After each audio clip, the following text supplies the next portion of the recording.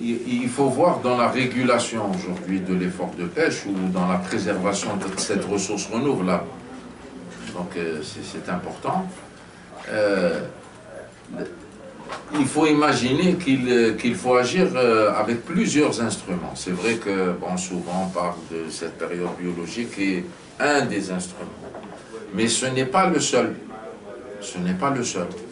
Donc il faut avoir plusieurs instruments dans l'organisation des zones de pêche, dans la vulgarisation et l'appropriation des notions de bonnes pratiques de pêche. On va prendre un exemple. Aujourd'hui, est-ce que si on prend un concept comme le développement durable ou la pêche responsable, est-ce qu'aujourd'hui, ces notions sont automatiquement intégrées dans la formation? Je vous dirais que ce n'est pas évident. Jusqu'à maintenant, c'est cette évolution qu'il faut apporter. Les gens, nous ne pouvons pas les emmener, les professionnels, nous ne pouvons pas les emmener vers de nouvelles pratiques si de l'autre côté, nous ne nous expliquons pas de manière particulière ces notions, que ce soit dans le cadre de la vulgarisation ou que ce soit dans le cadre de la formation, et avec leurs mots, avec pas automatiquement les mots que nous pensons, nous, être évidents dans une logique évidente. Donc, pour nous, ce qui nous semble important, il faut pouvoir agir avec plusieurs instruments, à la fois les instruments de régulation de temps et d'espace, mais aussi des instruments sur les pratiques. Parce que, je vais vous donner un exemple. Vous dites, voilà, il y a repos biologique. Il y a repos biologique pendant 4 mois. En fait, très peu ne connaissent exactement même la notion de cet instrument. Cet instrument existe en Algérie depuis la fin du 19e siècle. Donc il a plus de 100 ans. Ce n'est pas un nouvel instrument donc, de régulation de l'effort de pêche. De l'autre côté, quand on dit 4 mois, ça veut pas dire que les gens ne vont pas pêcher dans les 3 miles pendant 3 mois. Ça ne veut pas dire qu'aux 4 mois, ça ne veut pas dire que le reste du temps, il faut qu'ils pêchent de manière abusive. C'est-à-dire c'est un des instruments. Il faut qu'il s'intègre dans un ensemble d'instruments pour que nous puissions préserver la renouvelabilité de la ressource. Alors, puisqu'on est dans le sillage de la régulation et du contrôle, on a parlé à un moment donné de l'instauration d'une politique.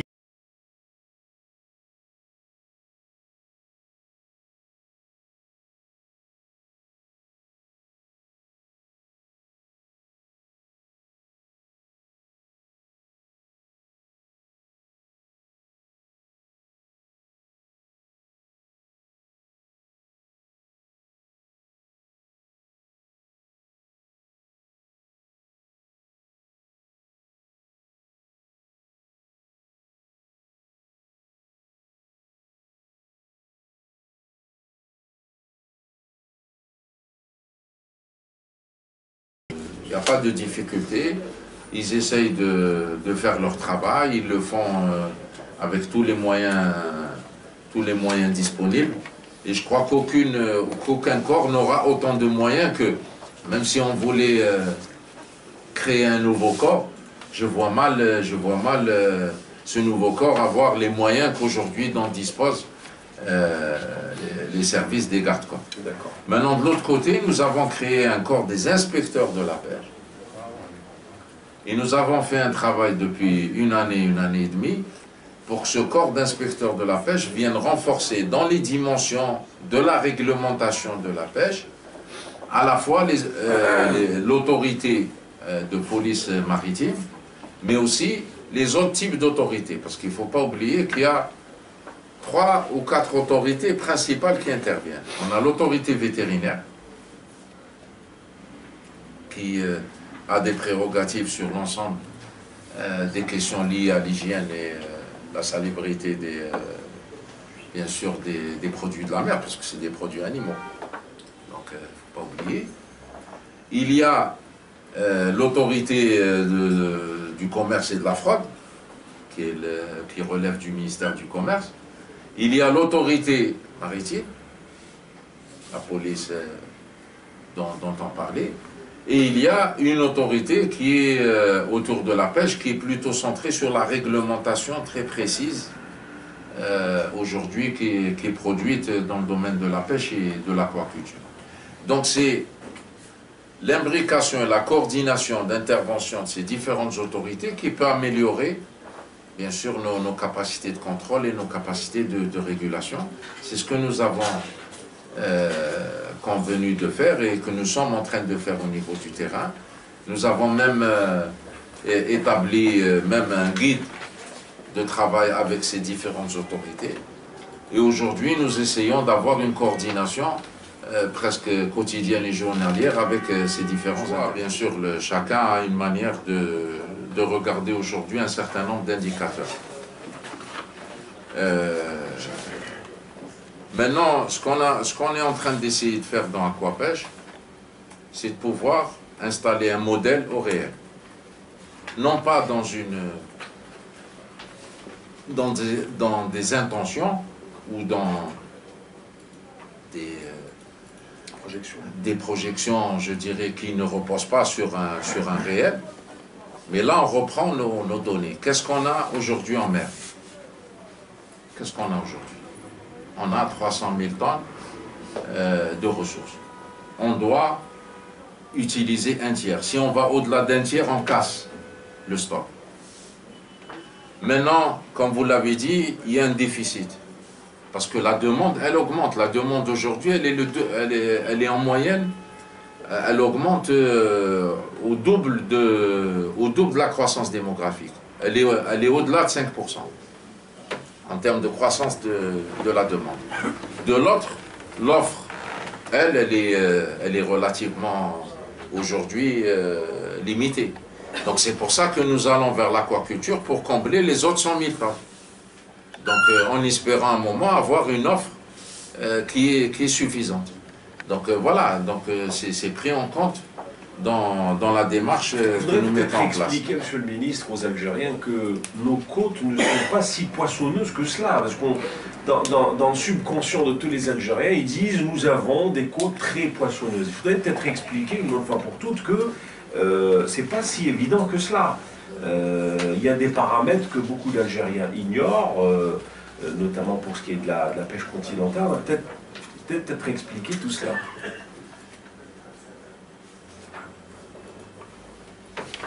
On a essayé de faire un exercice, je ne sais pas s'il est derrière. Donc on va juste, vous allez m'excuser, je vais passer 3 ou 4 minutes là-dessus. Mais ça me semble important de voir la comparaison qu'on peut avoir entre les perceptions, les représentations sociales communes et ce qu'on a aujourd'hui le réel. Donc dans la représentation qu'on a du modèle d'exploitation, je dirais, des systèmes halieutiques, on a un certain nombre de postulats. Postulats qui sont partagés par tout le monde, qui sont relativement, aujourd'hui, non remis en cause. On considère que c'est des éléments qu'on ne cherche même pas à démontrer, donc, qui sont des fondements qui aujourd'hui construisent la logique de beaucoup d'intervenants autour du secteur.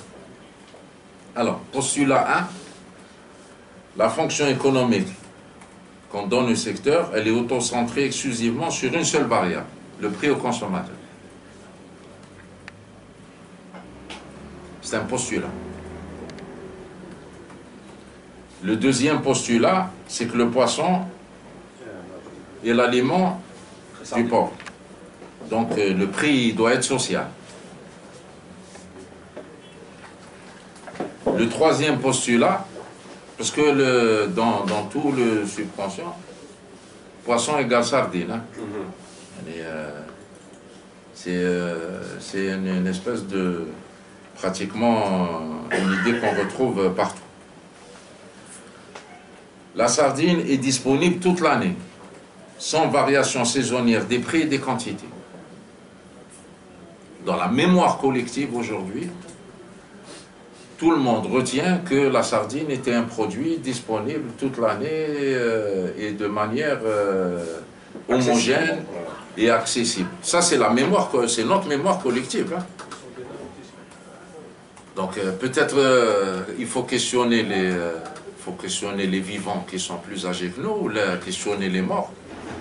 Mais il est clair que quand on voit les statistiques de débarquement, on les a pas, moi, entre les années pratiquement 1920 jusqu'au 1962, nous avons des débarquements du mois de mars qui sont les plus faibles dans toutes les, au cours des différents mois de l'année. Donc la sardine, dans le passé, n'était pas disponible toute l'année et de manière homogène, avec des prix homogènes. Mais dans les mémoires collectives, nous avons une autre perception. La ressource en mer est quasi infinie et mesurée par la longueur de la côte. C'est ça. Dans la perception collective, nous sommes riches de par notre 1200 ressource km, on arrête. et elle est infinie, il n'y a pas de limite. Il n'y a pas de limite, elle n'a pas de mesure. Parce que nous avons une longue côte et j'ai mis l'accent sur les 45 500 km de côte de la Méditerranée. Alors, retenez un chiffre. Il y a 45 500 km de côte en Méditerranée. Nous avons 1200 à 1600, ça dépend كيف نحسبوها. ولا نحسبوها بالكوالات ولا نحسبوها بالمتر direct. En linéaire. Ça. Donc, rapportez ce chiffre 45 000 à 1500. Dans toute la Méditerranée, il y a 1 million de tonnes qui sont pêchées pour 45 000 kilomètres de côte. Si, l'Algérie, on avait 45 000 kilomètres de côte, et qu'on pêchait tout le stock de la mer, ça veut dire tout le stock que pêchent les 23 pays de la Méditerranée. On ne serait pas aux normes aujourd'hui d'un pays comme l'Espagne, en termes de consommation par habitant. Ça, c'est des réalités. On peut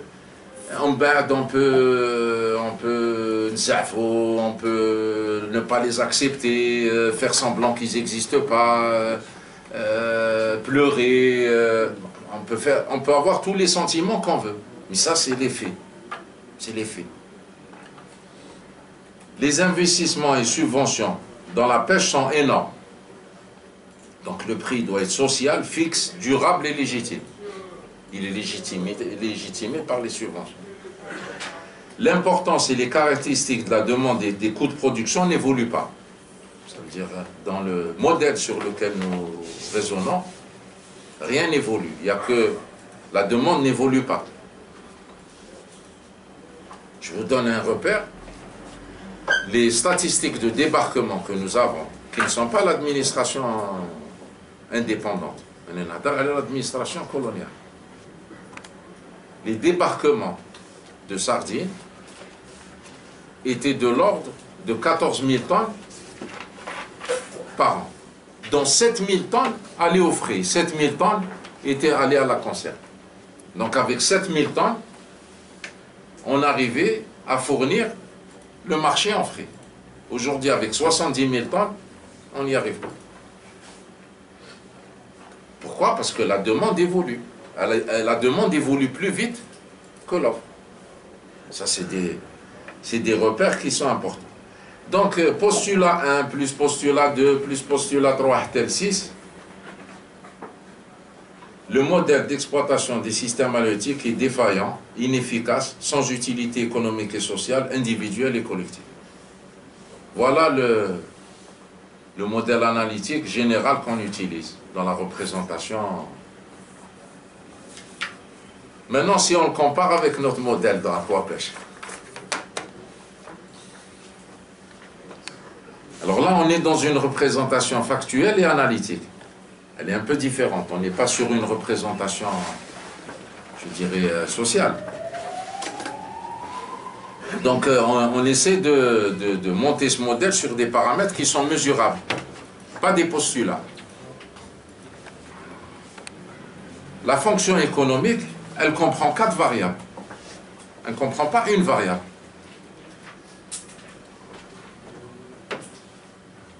Il faut de la valeur, parce que ceux qui investissent, il faut qu'ils aient une rentabilité. S'ils n'ont pas de rentabilité, les investissements de toutes les manières ne se feront pas. Il faut préserver les emplois et même en créer. Il faut bien gérer la ressource. Et il faut une bonne formation des prix économiques, donc dans un système qui est plus transparent. La variable 2, c'est que la sardine est aujourd'hui consommée par tous les strates de ménage. Il n'y a pas une strate qui ne consomme pas ce type de produit. Même si pour les autres produits, ils sont plus spécifiques à un certain nombre de couches de population. La pêche de capture est saisonnière. Aujourd'hui, toutes les données que nous avons sur 60 ans, plus, presque 100 ans, presque 100 ans, nous avons une pêche saisonnière de la sardine. Donc quand on prend en référence le prix du mois de mars, ça n'a pas de logique. Aujourd'hui, la référence, c'est entre le mois de juillet et le mois d'octobre. C'est la saison. C'est la saison biologiquement, c'est la saison économiquement, c'est la saison du point de vue maritime. Parce que, voilà. Donc maintenant, on peut l'accepter, on ne peut pas l'accepter. Ça, c'est une autre personne. C'est comme si on critiquait aujourd'hui le prix du poivron alors que ce n'est pas sa saison. C'est un peu ça. On prend cette référence et on considère que tout le système, il est défaillant. Ce qui nous gêne, c'est qu'on prend un seul critère, alors qu'on oublie derrière, il y a des emplois, il y a des revenus, il y a tout un ensemble d'impacts micro et macroéconomiques. On prend un seul critère et on le prend au plus mauvais moment. C'est-à-dire, il faut vraiment aller avoir envie de casser le machin. C'est normal que si on prend une référence au plus bas, et on va l'utiliser comme étalon, parce que c'est une suite logique, hein, c'est un espèce de raisonnement qui se met en place, qui est insidieux. On prend un étalon qui est l'étalon pendant la plus mauvaise période, pendant la plus mauvaise situation. Et avec ça, on dit, bon, votre histoire ne tient pas la route. Donc, bon, nous, ce qu'on essaie de faire, c'est de construire sur un autre modèle, en prenant en compte les acquis, en prenant en compte les impacts qu'il y a déjà eu, en prenant en compte les réalités. On ne peut pas aujourd'hui, si on prend par exemple un repère, l'Espagne aujourd'hui, ils sont à 25 kg ou 30 kg par habitant, consommation de poissons. Les 2/3 sont importés. Mais on ne va pas regarder cette donnée, on va regarder la consommation de manière isolée, juste une donnée, consommation par habitant. On ne va pas regarder que le modèle est construit avant tout sur une importation très forte. Parce qu'en fait, on peut se poser la question, est-ce que nous sommes les seuls aujourd'hui, c'est notre situation, nous la vivons, nous sommes les seuls à la vivre? Non. Beaucoup de pays la vivent, mais chacun a fait ses choix. Il y a des pays qui sont allés vers un modèle importateur pour pouvoir améliorer leur niveau de consommation en protéines venant du poisson. Il y a d'autres pays qui ont développé l'aquaculture comme alternative. Je disais tout à l'heure, je lisais avant de venir le dernier rapport, qui est un rapport scientifique sur toute la Méditerranée, sur pratiquement 30 espèces. Dernière réunion qui s'est tenue il y a quelques semaines, à la Commission générale pour la Méditerranée, sur les 30 espèces, il y a pratiquement 26 espèces qui sont surexploitées. Et aujourd'hui, que ce soit dans nos côtes ou dans d'autres côtes, on a à peu près les mêmes constats. Les mêmes, donc bon, on peut refuser ces évaluations scientifiques, on peut ne pas les prendre en compte, mais on est obligé quand même de tenir compte des réalités que nous avons. On dispose aujourd'hui dans le plan Aqua Algérie d'une sorte de mix, c'est-à-dire tant de pourcentage pour la production locale, tant de pourcentage pour l'importation, tant de pourcentage pour la pêche, tant de pourcentage pour l'aquaculture. Est-ce qu'on dispose de chiffres précis ou d'ambition du ministère dans ce sens? Si, on dispose, puisque les 100 000 tonnes viendraient de l'aquaculture, ça c'est clair. Ils viendraient de l'aquaculture, que ce soit une aquaculture en mer ou que l'aquaculture continentale. La seule équation, parce qu'on a affaire à une équation compliquée, la seule équation, elle est dans les habitudes alimentaires que nous avons. Aujourd'hui, la grande demande, elle est sur le frais. Sur le poisson frais. Parce que nos habitudes alimentaires, pour ceux qui consomment du poisson, sont essentiellement orientées sur une consommation en frais. Je vous donne un chiffre. Par exemple, en Europe, 60% du poisson, il est consommé et transformé. Donc 60 à 70%, il est consommé en fin d'us, il est consommé en bâtonnet, il est consommé en surgelé, il est consommé... Et c'est comptabilisé dans la consommation moyenne par tête de... Ah bien sûr, bien sûr. Mais les habitudes ont évolué vers des produits. C'est pour ça que les variations saisonnières ne sont pas perceptibles par le consommateur. Très bien. Le nombre de projets, il est connu. Le nombre de projets qui ont été menés à leur terme. Je ne parle pas des idées de projets. Le nombre de projets, c'est 20 projets. C'est tout. Depuis 2000 Hein? Non, 20 projets qui ont été... Avec un objectif de... Mais, hein? Objectif de... Non, enfin d'accord, j'ai pas le chiffre. Ce qu'on a lu dans la presse, c'était des... دوك تحاجي وتفكروا انا نقول لك واش لقيت il y en a un même qui est opérateur historique donc qui est l'un des premiers initiateurs de projets dans le domaine de l'aquaculture, notamment l'aquaculture marine. Donc la question n'est pas une question de nombre ou de quantité.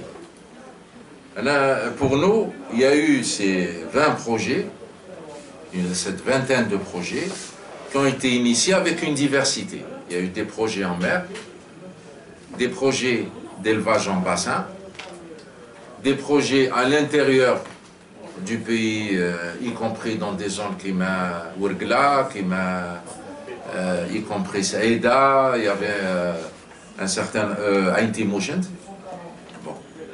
Avec des techniques différentes. Des techniques différentes et des espèces différentes. Bon. Nous, comment on a valorisé ce travail? Parce que moi, ce qui m'intéresse, c'est construire l'avenir. Donc, comment on a valorisé ce travail? La première chose, c'est qu'on a essayé d'aider ceux qui étaient en cours à finaliser leur projet. Sur les 20 projets, je pense qu'en 2012, il y avait 2 projets fonctionnels. 3. La ferme de Sigilège, il y avait Cap Génet, où il y avait Jean-Bar pour les mois.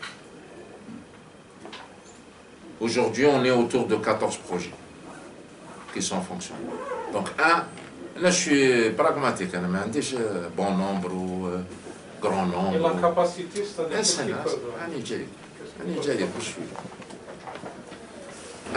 Comment faire pour aider? Plus il y avait le projet d'Ourgla qui s'était effondré, qu'on a aidé à reprendre, et qui aujourd'hui, non, celui de Moulay. Donc on a aidé beaucoup de gens à essayer de se maintenir, parce que ces expériences étaient importantes. Et il fallait que Aujourd'hui, on a une ferme qui est rentrée en production à Zemouri, on a la ferme d'Ain Timouchent qui est rentrée en production, on a au moins 3 ou 4 fermes où les cages sont déjà mis en place, donc qui vont rentrer en production à partir du mois de mai. On a quelqu'un fait Tlemcen, on a quelqu'un fait Wahran, quelqu'un fait... donc voilà. Les expériences, c'est ce qui nous permet aujourd'hui de pouvoir vous présenter une conception plus large sur 600 projets dans l'aquaculture, dans les différents types d'aquaculture. Et nous avons essayé d'apprendre de ces projets pour pouvoir orienter maintenant sur les bonnes pratiques, les choses qui marchent, le bon accompagnement. Donc, maintenant, les projets qui ont fonctionné. Nous avons eu l'année dernière 3 fermes qui produisaient du loup, de la dorade et du maigre. Leur niveau de production, pour l'instant, n'est pas assez important pour pouvoir peser sur le marché, mais leurs produits existent. Leur produit est visible sur le marché.